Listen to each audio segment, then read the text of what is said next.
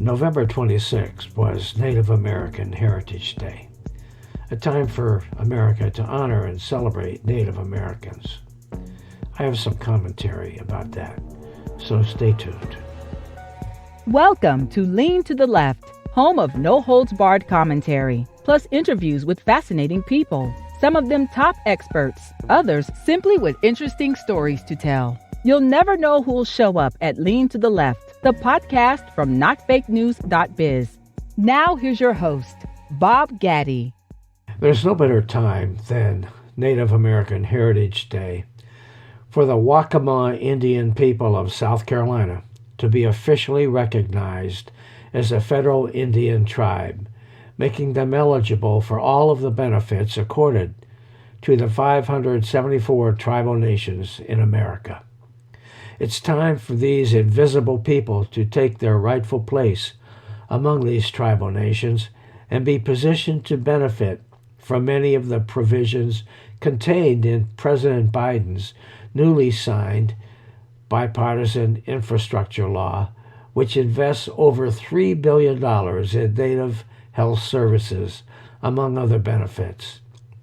Centuries before European explorers arrived, ancestors of today's Waccamaw Indian people lived a quiet life, hunting with bows, arrows, and spears, and collecting plants for food and medicine in the low country of South Carolina.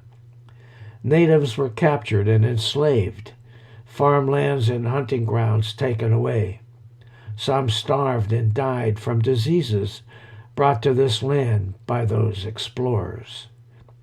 But the Waccamaw Indian people persisted and were officially recognized as a tribe on February 17, 2005, by the state of South Carolina, meeting the state's stringent requirements for tribal recognition.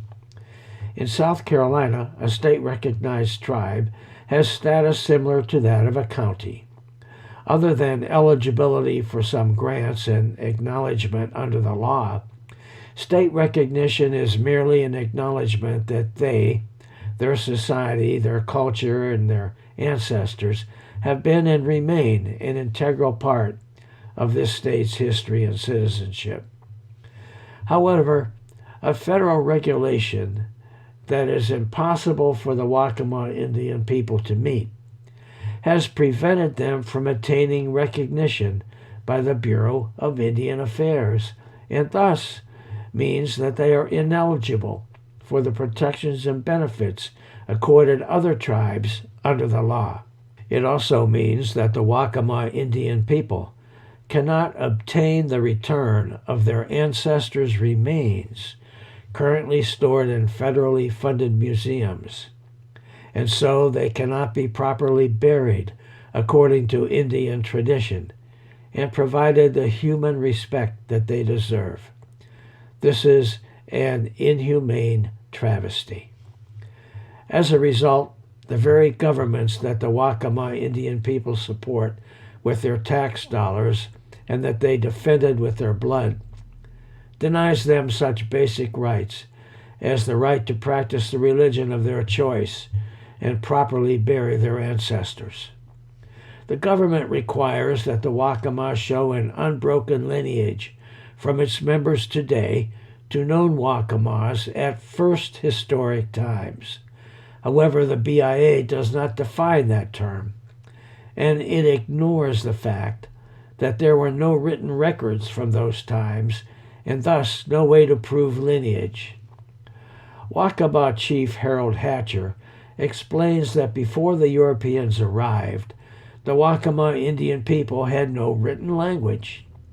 There were no courthouses, no birth, death, marriage certificates, he says. There was no means of recording who their members were, who their council members or headsmen were. Names changed throughout their lives. Upon birth, parents gave the child a name. When they became of age, they often chose another name. If they wanted to show honor to someone, some would take a portion of their name, but in no case were any of the names recorded. In fact, Chief says, there was no need to record individual names and no way to do that. The name of the tribe might have been recorded, and occasionally the name of a headsman was written. But even then, a European name often was used as a nickname for the leader, such as Little Charlie, Big Nose Bob, or Green Toe Bill. But there would be no linkage to the Indian's actual name. Consequently, it is impossible for the Waccamaw Indian people of today to know any of the names of their ancestors from those early days, and no way for them to prove unbroken lineage from those historic times. Chief Hatcher calls it documentary genocide. Hatcher's efforts to obtain this information through repeated inquiries to the director of the branch in the Bureau have been unsuccessful. Moreover, repeated letters, news articles, and conversations with congressmen, senators, and even presidents, with the BIA, with governors, have been to no avail, the chief points out. Every political office holder in the country raises their hand to Almighty God and swears to protect and defend the Constitution of these United States. But in this instance, they are failing to do so because they are denying even the existence of a people with a proud heritage, a people who have fought and died for this country, and who simply are being ignored, he declares. Representative Tom Rice, the Republican from South Carolina, has sponsored a bill that would grant federal recognition to the Waccamaw Indian people, bypassing the federal regulations that currently stand in the way. However, the path to final approval by Congress is an arduous one, and other tribes, particularly those in the western United States, oppose the approval of new tribes because that would reduce their share of federal financial assistance. I vow to fight it as long as I breathe, says Chief Hatcher. This country owes my people their dignity. We ask for nothing special, but we will not accept less than our rightful place in history and society. I demand the basic rights as an American.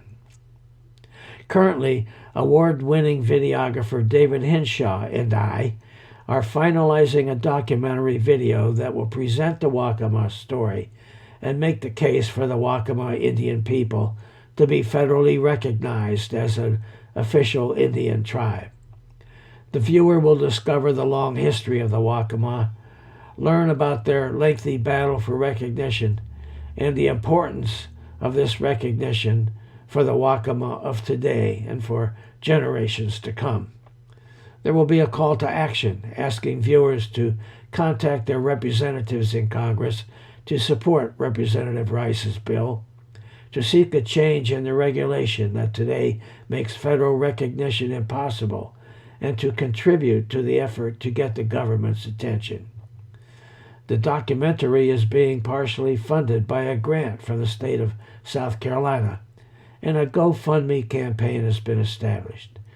To support this initiative, please just check GoFundMe Waccamaw Indians, and you'll be able to contribute if you would like to do that. Meanwhile, our thanks to all those who already have contributed to this important project. Now stay tuned. I'll be right back after this brief message.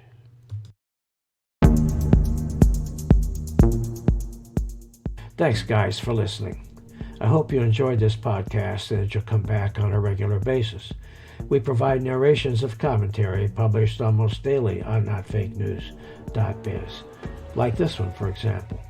But every Monday and sometimes on Thursdays, we're streaming newsmaker interviews, and we're going beyond the world of politics for many of them, presenting guests and topics that I hope you find interesting and enlightening. Streaming beginning Monday, November 29, will be our interview with Dr. Kimya Nuru Dennis, discussing the issues of racism in our society and what each of us can do. Check out notfakenews.biz too, where you'll find new material just about every day by some excellent writers with perspectives on a whole range of topics.